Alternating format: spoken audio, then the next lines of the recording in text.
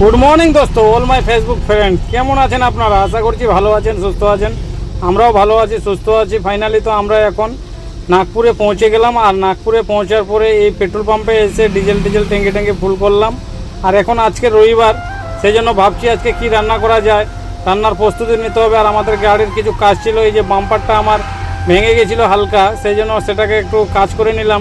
সময় যেহেতু পেয়েছি রবিবার আর ফাঁকা টাইম ছিল, সেই জন্য করে নিলাম। আর এখন এই পেট্রোল পাম্পে এসে তেল ভরে জল নিয়ে সব কিছু নিয়ে গাছের ছায়া নিচে গাড়ি লাগাই দিলাম। এখানে রান্নাবান্না করব। আর সৌরভ গেছিলো বাজার থেকে যে কী নিয়ে আসছে আমি জানি না, এখন দেখা যাক। গাড়িতে যাই, গাড়িতে গেলেই আমি বুঝতে পারবো যে কী নিয়ে আসছিলো। আর আজকে রবিবার তো ভালো কিছু হবেই, আমি বুঝতে পারছি ভালো কিছু হবে, সেটা দেখা যাক রবিবারে।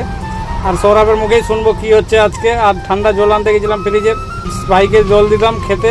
আর গাড়িটা আমার দেখতে পাচ্ছেন আমার বাসন থেকে 8504, কত সুন্দর লুক লাগছে।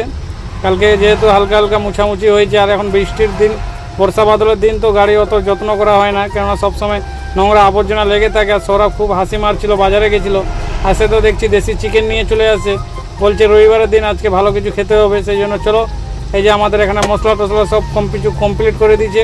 তবে এখন রান্নার প্রস্তুতি চলছে, দেখা যাক কীরকম কী রান্নাবান্না হচ্ছে। আর খেয়ে দিয়ে এখান থেকে আমরা সিধা যাব নাসিক। রায়পুর থেকে আমরা নাসিকের মাল লোড করেছিলাম, কিন্তু রায়পুরে সেই ব্লগটা আমি আপলোড করতে পারিনি সময়ের জন্য। ততক্ষণ ভালো থাকবেন, সুস্থ থাকবেন। ব্লগ ভিডিওটা ভালো লাগলে শেয়ার করে দেবেন, অন্যজনকে দেখার সুযোগ করে দেবেন। Tata, bye bye.